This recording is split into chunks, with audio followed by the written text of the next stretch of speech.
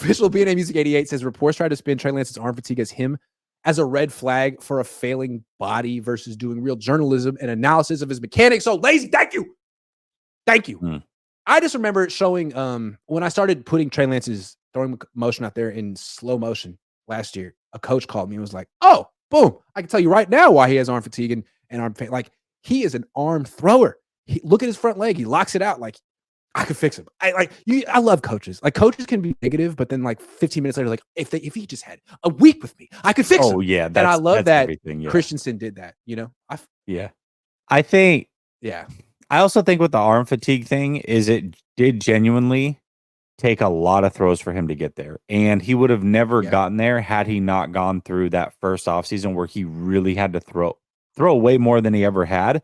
But that it did expose that there was something that led to that. And so maybe it was one of those things, kind of to your point, where if he had not been exposed to that rigorous of a throwing camp and a whole offseason to get ready for the NFL, it may not have shown until it was too late and he did have a serious injury. So you're right. I mean, everything happens for a reason. I just get the feeling that Lance is a natural athlete who kind of taught himself to throw. You know, he's from, middle of freaking nowhere. I'm sure there weren't a bunch of quarterback throwing gurus. I'm not sure. I'm guessing. He didn't have any of that in high school. He didn't have that type of training. He taught himself. Yeah. He taught himself. And then he went to North Dakota State, who has God knows who was the quarterback coach. And he put himself on the map, going undefeated, putting up 30 touchdowns and no picks. Yep. And he got to the NFL and realized, you know what? I'm a little unrefined. I'm also extremely young and very gifted.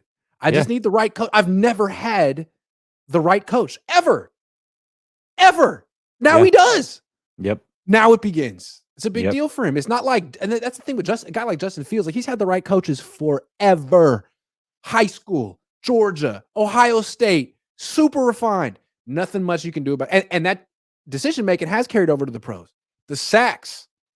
I mean, he gets himself into trouble sometimes. Yeah. Lance has just gotten hurt. For sure.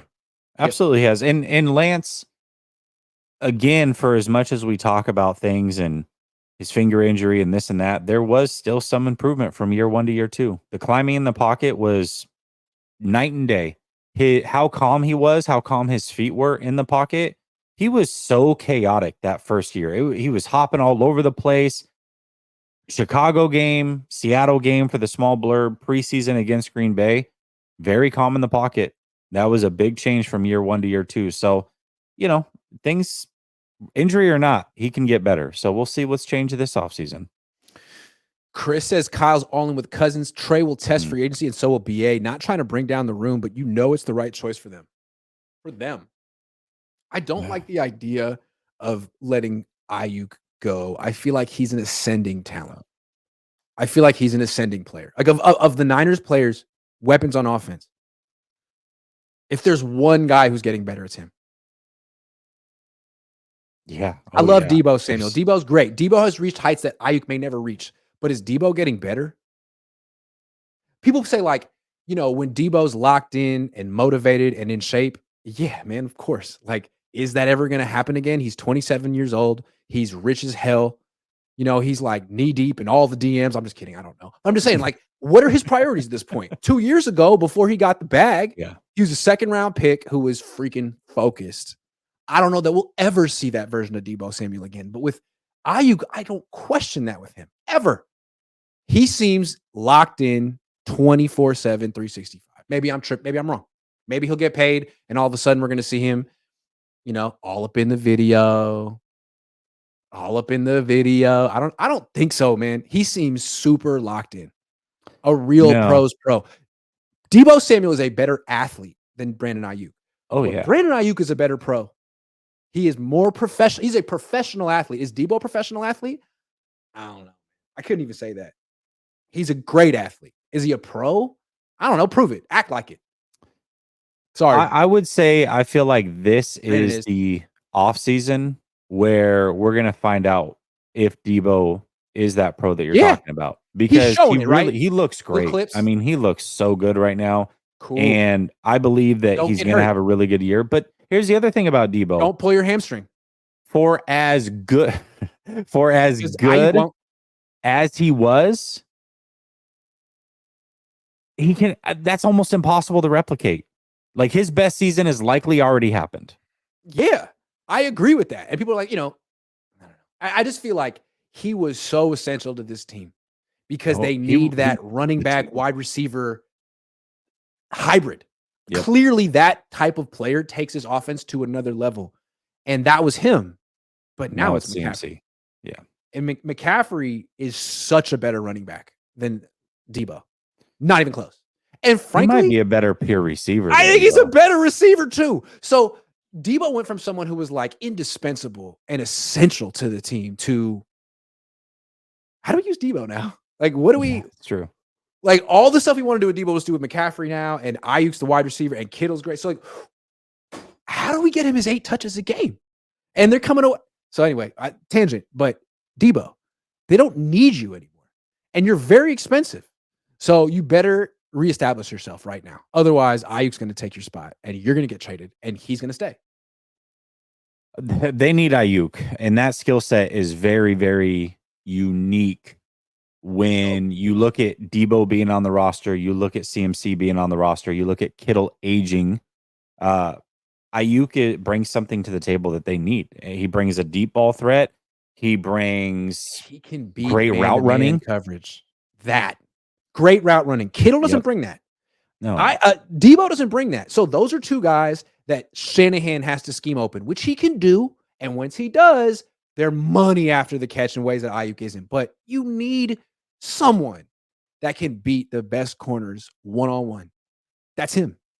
You know what I want to see from Debo more than anything, Grant?